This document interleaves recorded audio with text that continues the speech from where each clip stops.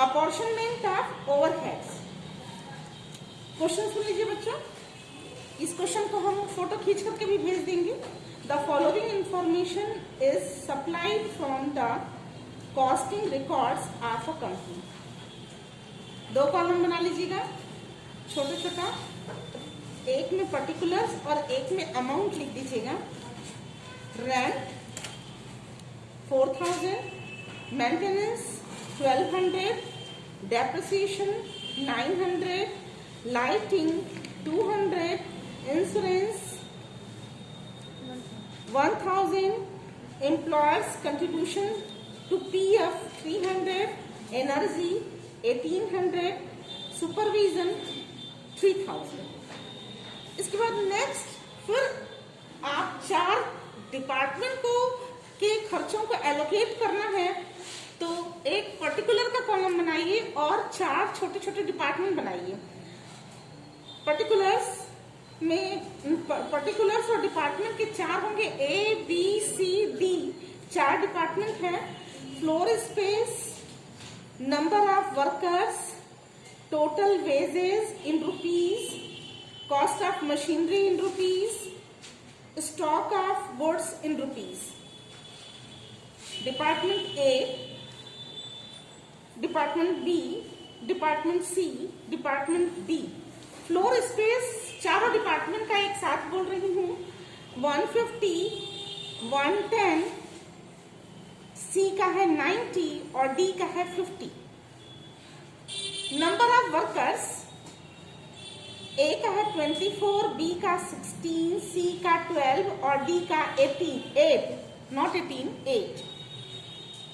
Total cost in rupees, A का है 8000, B का है 6000, सी का है 4000 और डी का है 2000। Cost of machinery, sorry stock of goods, बच्चे स्टॉक ऑफ गुड्स होगा ना, cost of machinery 24,000, 18,000, 12,000, 6,000। Cost stock of goods rupees 15,000, 7,000, 6,000 nil। Prepare a statement showing apportionment of cost of various departments। Overhead,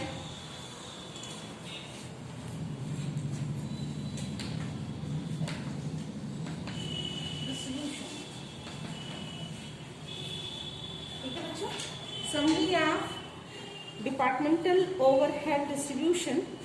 इसमें items, जो particulars आपको लिखा है items, on the basis of apportionment items लिखिए बच्चों। ये होगा आइटम्स ऑन द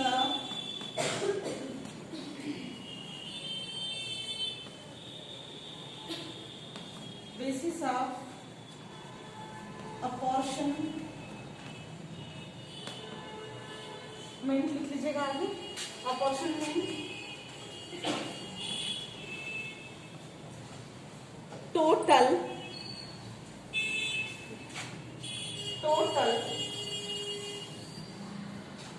ऑन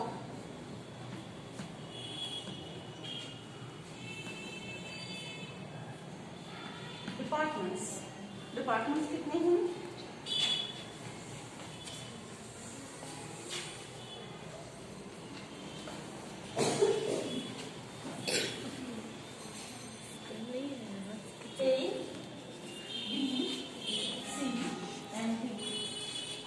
ठीक है,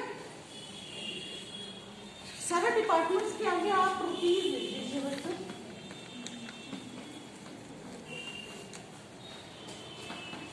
ठीक है, सबसे पहले आता है खर्च मेंटेनेंस, रेंट। सबसे पहले रेंट है, देख रहे हैं आइटम्स में सबसे पहले किसको डिस्ट्रीब्यूट करना है? Rent. On the basis of apportionment आपको मैंने बताया था कि किस पे अपॉर्स होगा, रेंट जो है वो किसका लिया जाएगा, रेंट किसका होगा, किस पर बेस्ड होगा? फ्लोर एरिया पर होगा ना। रेंट किसका होगा?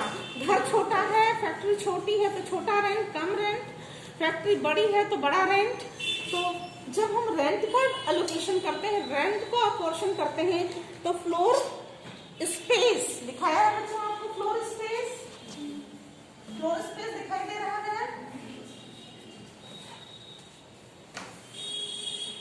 ठीक है, फ्लोर स्पेस का अमाउंट आपको लिखाया था, टोटल कितना था? 4000। ठीक है, फ्लोर स्पेस में दिया है 150, 110, 90 और लास्ट क्या है? 50। आप जोड़ लीजिए बच्चों, बोलिए जरा क्या है लिखा हुआ? 150, 110, 90, 50। आप इसको ऐड कर लीजिए। ठीक है, आपने इसको ऐड कर लिया, कितना आ रहा है आपका? ये 14, 15, 20, 400। ठीक है, ये जो 400 आ रहा है, आप इसको बांटना है। आप कैसे बांटिएगा? कैसे बांटा आपने? पहले वाले को देखिए, 4000 पूरा जोड़ दीजिएगा और बांटना किसको है? 4000 को बांटना है। तो 4000 इंटू पहला वाला ए का क्या दिया है बच्चों? 150। 4150 डिवाइडेड बाई 400, तो कितना हो जाएगा? ये 1500। ये हो जाएगा 1500। ठीक है, फिर कीजिएगा इसको इसी तरीके से। देखिए 4000 110 होगा, 110 डिवाइडेड बाई 400 कितना हो जाएगा बच्चों? 1100। ठीक है, 11। ये कैसे हो रहा है? ये आपको कोई अभी भी दिक्कत हो रही है समझने में? हाँ? इसका 110 दिया हुआ है, न्यूमेरिकल में भी लिखाया है आपको। इसका 90 और ये 50 दिया हुआ है। सबको जोड़ लीजिएगा। जोड़ने के बाद जो आपका टोटल है उससे डिवीजन कीजिएगा, जो आएगा एवरी ईच से मल्टीप्लाई कर लीजिएगा। यही करा रहे हैं आपको। देखिए 150, 110, 90 और 50 का आपने ऐड किया, 400 आया। फिर उसके बाद आप एवरी ईच से, अब देखिए क्या हो जाएगा बच्चों? 4000। इसको आप काटिएगा, कितना हो जाएगा? 10 कैसे होगा? 10 तो ये हो जाएगा 900 to 500। ठीक है, कोई दिक्कत? नेक्स्ट रेंट के बाद आ रहा है मेंटेनेंस। कॉस्ट ऑफ किसका मेंटेनेंस होता है? Cost of machinery. अगर बिल्डिंग नहीं दिया, मेंटेनेंस बिल्डिंग का भी होता है, लेकिन अगर बिल्डिंग नहीं दिया हुआ है तो मशीनरी और टूल्स ही होंगे। कॉस्ट ऑफ मशीनरी लिख दीजिए बच्चों।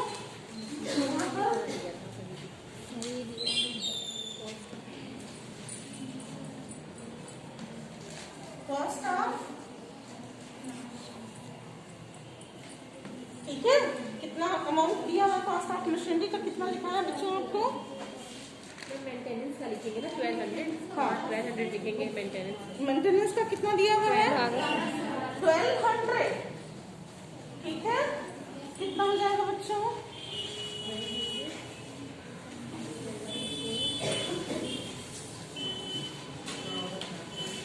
1200 जोड़ लीजिए जरा सबको। कॉस्ट ऑफ मशीनरी कितनी दी हुई है? कॉस्ट ऑफ मशीनरी 24,000, 18,000, 12,000, 6,000 जोड़ दिया तो 60,000 आ रहा है। देखिए साथ कितना कितना तो बच्चा बोलिए तो जरा। 24, 16, 12, 8 तो कुल मिलाकर के 60,000 आ रहा है। ठीक है, तो 60,000 को आप अब ये जो है क्या हो जाएगा? इनटू पहला वाला है 24,000 डिवाइडेड बाई 60,000 होगा ना?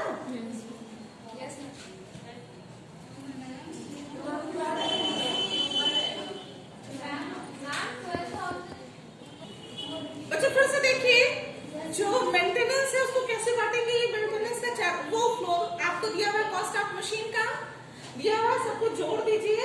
जोड़ने के बाद जैसे ही आपने इसको जोड़ा, जोड़ने के बाद 60,000 आएगा और 1200 उसकी वैल्यू दी हुई। इस 1200 को इन A, B, C, D चारों डिपार्टमेंट में एलोकेट करना है। ठीक है, तो देखिए पहला है 24,000 डिवाइडेड बाई 60,000, कैसे क्या हो जाएगा बच्चों, ये देखिए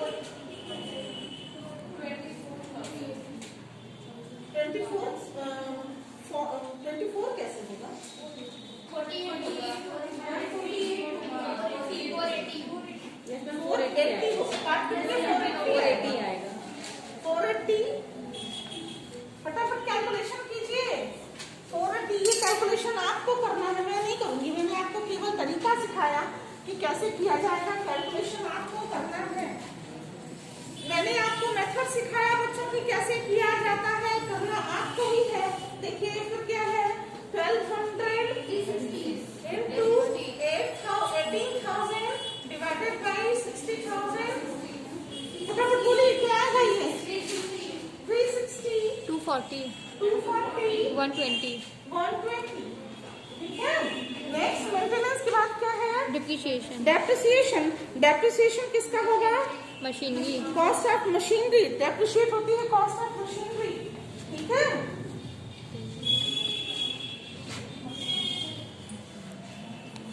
टोटल कितना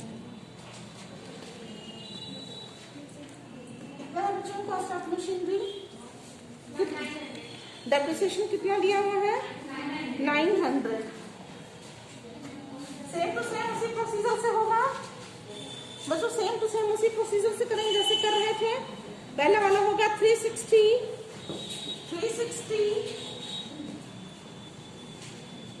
दूसरा होगा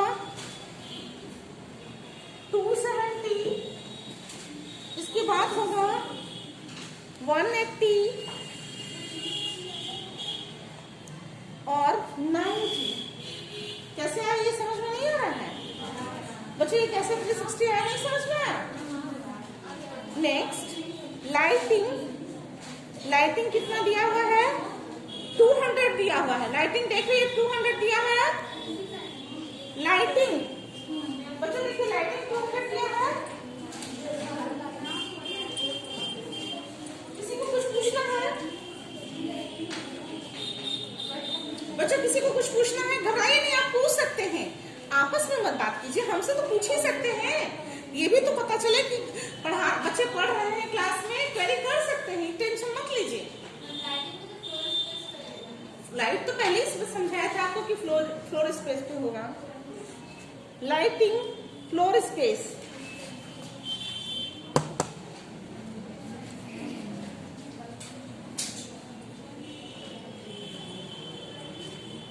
कितना है बच्चों लाइटिंग का, 200।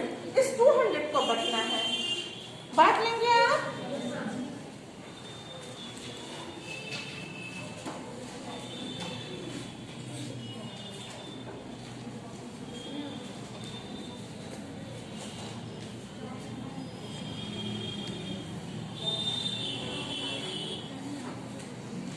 का कितना हुआ, 75, 55, 45, 25 लिख लीजिएगा बेटा।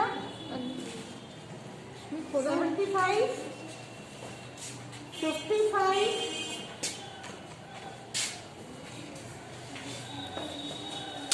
55, 45 एंड लास्ट है 25।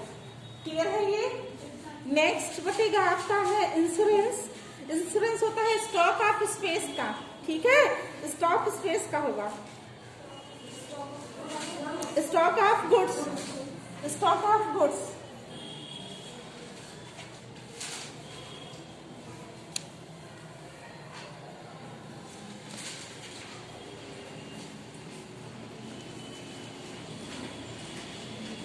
क्या है वैल्यू, स्टॉक ऑफ गुड्स कितना दिया हुआ है, 1000। आप कर लेंगे इसको भी, कितना है 500, 300, 200 और नील होगा 500, 300, 200 और ये होगा नील। नेक्स्ट है इसके बाद employees contribution Employer's contribution to PF. Employer contribution to PF. मुझे मिल रहा है आपको? Employer दिखाई दे रहा है पीछे? Employer contribution to PF. कितना? डायरेक्ट जो डायरेक्ट वेजेस है उस पर होगा, ठीक है। तो डायरेक्ट वेजेस कितना लिखा है आपको? 300 लिखाया है डायरेक्ट वेजेस। बच्चों देखिए, एम्प्लॉयर्स कंट्रीब्यूशन टू पीएफ 300 होगा, तो 300 जो ये 300 आ रहा है, 300 लिखाया मैंने, वो किस पर बटेगा? डायरेक्ट वेजेस पे। डायरेक्ट वेजेस आपको लिखाया है सबका अलग-अलग। हाँ, टोटल वेजेस और डायरेक्ट वेजेस सेम थी, ठीक है। टोटल लिखाया है आपको बच्चों, टोटल वेजेस 8,000, 6,000, 4,000 एंड 2,000। मैम ये टोटल 20,000 हम बोल। हाँ हाँ हाँ, ठीक है। तो क्या हो जा रहा है? 120 बच्चों 120 लिखा आपने? ये क्या होगा? 120, ये वाला क्या होगा? निकालिए जरा, जल्दी जल्दी निकालिए बच्चों।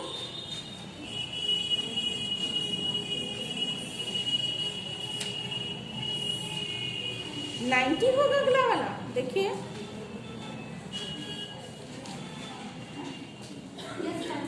$90 होगा।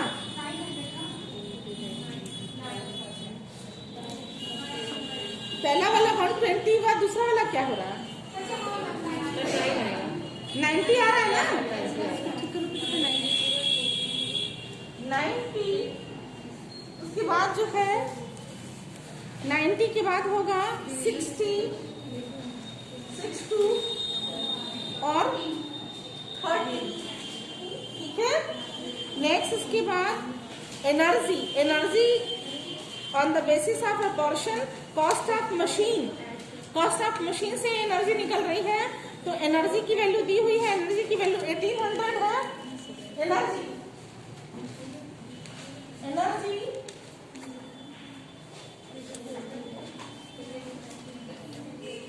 कॉस्ट ऑफ मशीनरी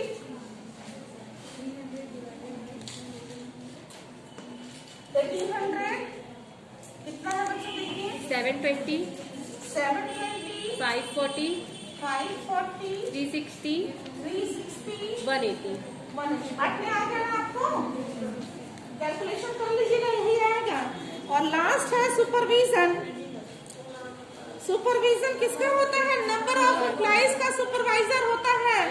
एम्प्लॉइज का सुपरवाइजर होता है तो नंबर ऑफ वर्कर्स होंगे, ठीक है।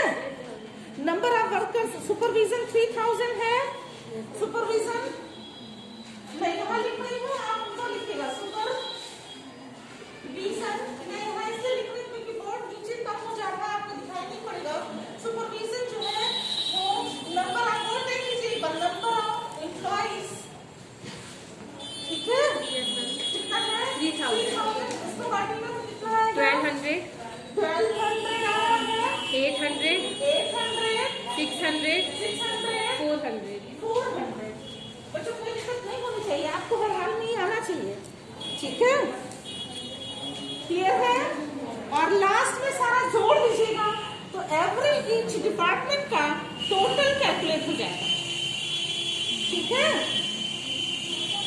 टोटल अगर आप सभी को जोड़ दीजिएगा तो लास्ट में टोटल कैलकुलेट हो जाएगा। टोटल ए का टोटल कितना है, बी का टोटल कितना है, सी का टोटल कितना है और डी का। ये जो आपको बताया डिपार्टमेंटल ओवरहेड्स का कैसे डिस्ट्रीब्यूशन होता है, कैसे खर्चों को एब्जॉर्ब कराया जाता है, अपॉर्चनमेंट जो आपको पढ़ाया, ये बहुत इंपॉर्टेंट है बच्चों। ये 20 नंबर में भी पूछा जा सकता है और इसके संग एक 2 क्वेश्चन और जुड़े रहेंगे 20 नंबर में, और 5 नंबर में भी पूछा जा सकता है। आपको कोई कुछ पूछना है? पूछिए, बता पूछना है।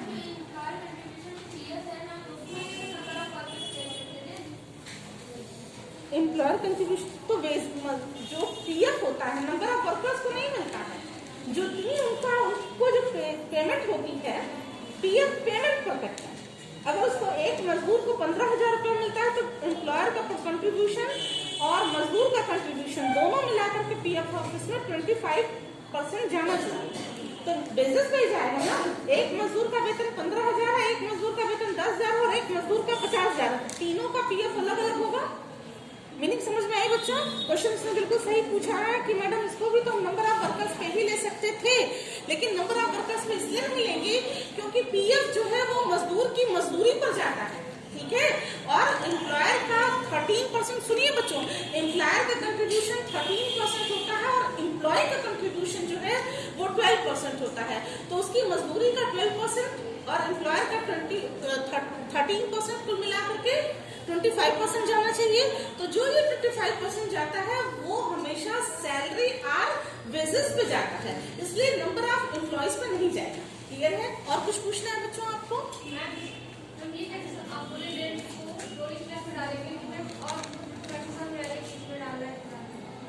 अच्छा, किस ये आपको कैसे समझ में आएगा बच्चों? कैसे समझ में नहीं आएगा? जब भी हम रेंट की बात करेंगे तो कौन आएगा सबसे पहले?